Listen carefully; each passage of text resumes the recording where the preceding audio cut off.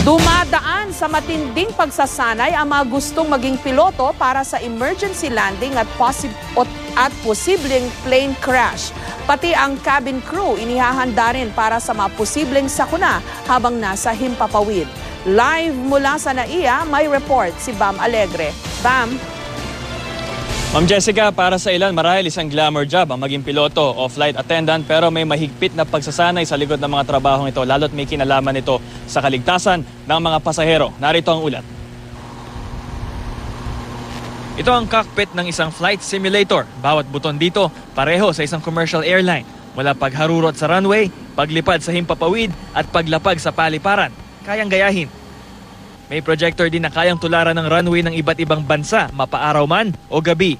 Dito sinasanay ang mga mag-aaral na piloto para sa mga sitwasyon na hindi pwedeng subukan sa totoong eroplano, katulad ng emergency landing o plane crash. It's imperative that the flight crew should secure the so-called flight deck or the commonly known as the cockpit, because you don't want unauthorized persons, especially terrorists, to enter the control area. Batay sa datos ng Civil Aviation Authority of the Philippines at Civil Aeronautics Board, ang pagbagsak ng Air Philippines 737 ang pinakamalalang aksidente sa himpapawid sa ating kasaysayan. 131 na pasahero ang namatay noong April 19, 2000 sa Samal Island. 104 naman ang namatay noong February 2, 1998 nang bumulusok ang eroplano ng Cebu Pacific Air sa Mount Lumot, Claveria, Misamis Oriental.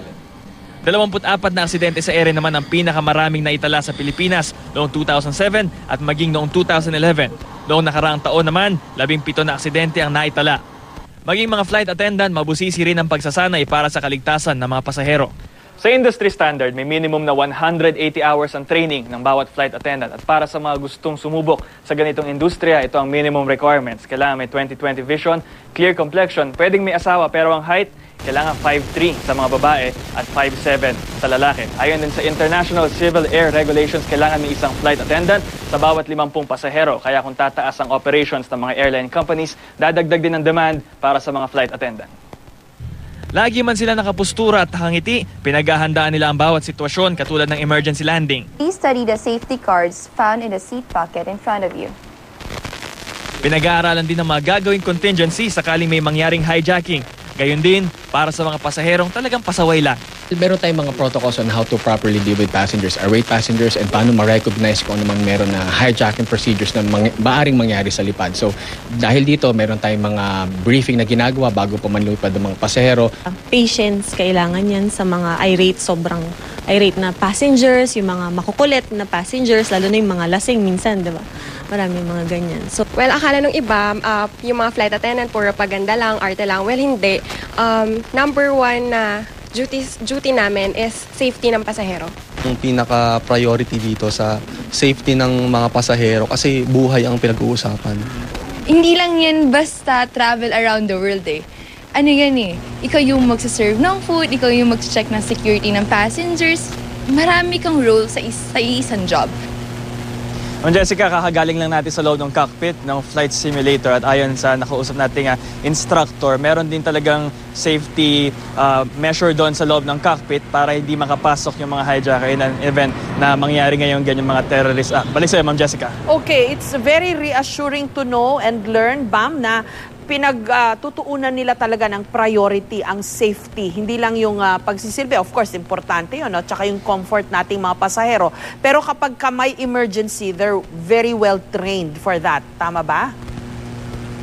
Tama. So nakikita natin sila na very graceful. Pero in the event of an emergency, talagang presence of mind and listong pagkilos ang itinuturo sa kanila. Lalo't yun nga, katulad na i-report natin kahapon, kailangan within 90 seconds makalayo doon sa plane. Otherwise, we don't know what will happen. Ma'am Jessica.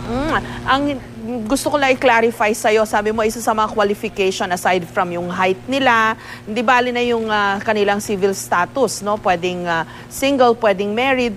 Bakit daw importante yung, at saka syempre yung 20/20 vision, importante yun. Pero bakit daw importante yung clear skin?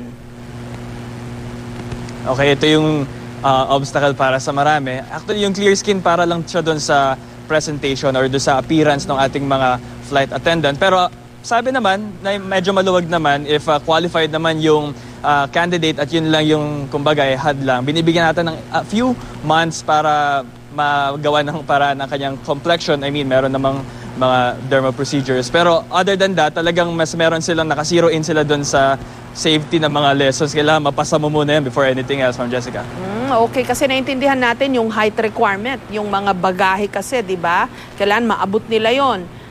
Yung 20/20 vision, may connection yan sa safety, tsaka yung training nila for emergency procedure. Pero, well, yung clear skin, siguro nga it's really for presentation. Maraming salamat sa'yo, Bam Alegre.